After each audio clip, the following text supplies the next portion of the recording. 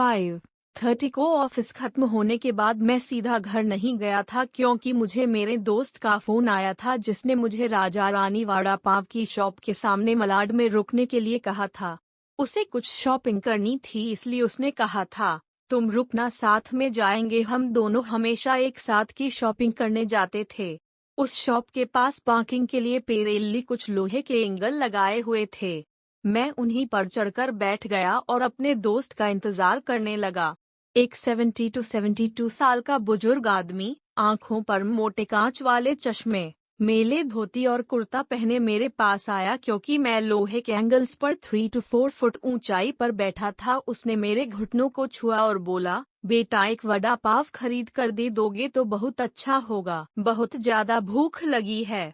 मैंने जब उस बूढ़े आदमी की तरफ देखा तो वह मुझे रोजाना दिख रहे भिखारियों में से नहीं लगे। उन्हें देखकर ऐसा भी नहीं लग रहा था कि वह हर दिन भीख मांगते होंगे। ऐसे अचानक किसी बुजुर्ग ने मेरे पैरों को हाथ लगाया तो मुझे बहुत अजीब महसूस हुआ।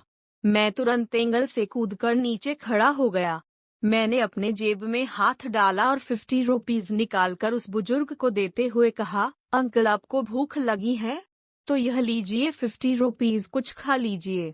बुजुर्ग ने कहा, नहीं बेटा पैसे मत दो, बस एक वड़ा पाव लाकर दे दो, उतना बस है मेरे लिए। ठीक है, मैं लाकर देता हूँ, आप यहीं बैठिए। ये कहकर मैं राजा रानी वड़ा पाव की दुकान में गया और एक वड़ा पाव खरीद कर लाया और बुजुर्ग को खाने के लिए दिया। बुजुर्ग नीचे बैठकर वड़ा पाव खाने लगे। मेरी तरफ देखकर वह बोले, ऊपर मत बैठो, गिर जाओगे, यहाँ बैठो, मेरे पास कोई साथ बैठेगा तो मुझे भी दो, निवाले अच्छे से खा जाएंगे। मैं उनका ना टाल नहीं पाया और उनके साथ ही बैठ गया। फिर मैंने ऐसे ही उनसे सवाल करना शुरू किया, कहाँ से आए हैं, कहाँ जाएंगे, किससे मिलने आए हैं, वगैरह वगैरह। मैं नागपुर से आया हूँ, एक छोटे से गांव में रहता हूँ। यहाँ मुंबई में मेरा तुम्हारे जितनी उम्र का एक बेटा है, एक बड़ी कंपनी में इंजीनियर है, उससे मिलने आया हूँ। 2 साल पहले उसकी शादी हुई, लव मैरिज। बहू पढ़ी लिखी है, नए विचारों वाली। उसे सास ससुर यानी कि हम पति पत्नी गवार लगते हैं, इसलिए हमारे साथ रहना उसे अच्छा नहीं लगता। इसलिए बेटा अब अलग रहता है, यही मुंबई में 2 सालों से। परसों मेरे इस मोबाइल पर उसका फोन आया था, कह रहा था अमेरिका में नौकरी मिली है उसे, बीवी को लेकर जा रहा है अमेरिका 10 साल के लिए। यहाँ मुंबई में था तो 6 महीने में एक बार आता था, हम बूढ़े बूढ़ी को मिलने के लिए। अब इतने दूर परदेश जा रहा है, एक बार मिलने के लिए आओ बोला तो अब समय नहीं बचा है, परसों फ्लाइट में बैठकर जाना है कहता है। अब 10 साल के लिए जा रहा है, पता नहीं तब तक हम जिएंगे या मरेंगे, इसलिए सोचा खुद ही जाकर उसे मिल लेता हूँ। कल शाम से एयरपोर्ट को ढूंढ रहा हूँ, लेकिन यहाँ के लोग कहते हैं कि इस एरिया में एयरपोर्ट है ही नहीं। बुजुर्ग ने एड्रेस वाली चिट्ठी मेरे हाथ में देते हुए कहा। उनकी बात सुनकर मैंने कहा, लोग सच कह रहे हैं, एयरपोर्ट यहाँ नहीं है, सांता क्रूज में है।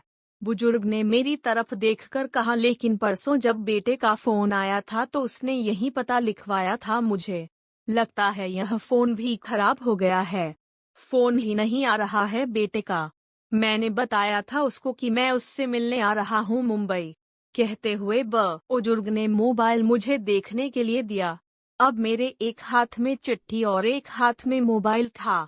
मैंने मोबाइल का बटन दबाकर देखे, मोबाइल अच्छे से चल रहा था और मोबाइल में नेटवर्क भी पूरी तरह से आ रहा था। मैंने उनसे पूछा, आपने नहीं लगा के देखा फोन बेटे को? मुझे कहाँ लगाना आता है बेटा फोन, कोई फोन करता है तो उठा लेता हूँ बस। उन्होंने कहा। मैंने रिसीव्ड कॉल में जाकर आखिरी आए नंबर पर कॉल किया। 2 रिंग्स बजने के बाद कॉल कट कर दिया गया। फिर मैंने एड्रेस की चिट्ठी खोलकर देखी, उसमें जहां हम बैठे थे वहीं का एड्रेस था, यानी कि जानबूझकर गलत एड्रेस दिया गया था। मैं समझ चुका था कि गलत पता देकर लड़का अपने माँ बाप को टाल रहा था और अब वह उनका फोन भी नहीं उठा रहा था। मुझे यह भी मालूम पड़ चुका था कि वह जिस प्लेन में सवार हो चुका था वह प्लेन कभी भी उसके माँ बाप के दिशा में उड़ने वाला नहीं था। तब तक मेरा दोस्त वहां आ गया और बोला, चलो शॉपिंग करने चलते हैं। मैंने उसे 2 मिनट रुकने के लिए कहा और मैं बुजुर्ग की तरफ देखकर सोच में पड़ गया। मैं समझ नहीं पा रहा था कि अपने बेटे के तरफ से होने वाली धोखेबाजी को यह बुजुर्ग समझ नहीं पा रहे थे या फिर खुद का बच्चा उनके साथ ऐसा व्यवहार कर सकत आकार है यह वो स्वीकार नहीं कर पा रहे थे। मैं बुजुर्ग से बोला, अब तक तो आपका बेटा जिस प्लेन में बैठा है वह उड़ चुका होगा। मुझे नहीं लगता कि अब आपकी उससे मुलाकात हो पाएगी, इसलिए अच्छा यही होगा आप वापस अपने घर लौट जाए और आंटी भी आपका इंतजार करती होगी। मेरी बात सुनते ही अगले ही क्षण उनकी आंखें भर आई। आंसू भरी आंखों से वह मेरी तरफ देखने लगे। घर जाने के लिए भाड़े के पैसे देते हुए मैंने उनके हाथों पर हाथ रखा और पूछा, अंकल मैं कब से आपके हाथों में यह डब्बा देख रहा हूँ। क्या है इस डब्बे में? मोतीचूर के लड्डू है मेरे बेटे के पसंद के, उसके माँ ने भेजे है उसके लिए खुद बनाकर, बुजुर्ग ने कहा। किसी खंजर से मेरे दिल को चीरकर मेरे अंतःकरण को लहूलुहान कर दिया हो ऐसी मेरी हालत हो गई। मैं निशब्द होकर बुजुर्ग की तरफ देखता रहा और वहीं बैठा रहा। ये भाई चलना, देर हो रही है। मेरे दोस्त की आवाज कानों में पड़ी तो मैं होश में आया और ऐसे ही उस भीड़ में उसके पीछे पीछे चलने लगा। घर पहुंचकर आधी रात तक मैं सो नहीं पाया। रह रहकर एक ही सवाल मेरे मन में उठ रहा था। एक वड़ा पाव की भीख मांगने वाला वह बेचारा आदमी भूख से बेहाल होने के बावजूद भी अपने साथ लाए उस मोतीचूर के लड्डुओं में से एक लड्डू खुद नहीं खा सकता था क्या? अपने बेटे से इतना प्यार।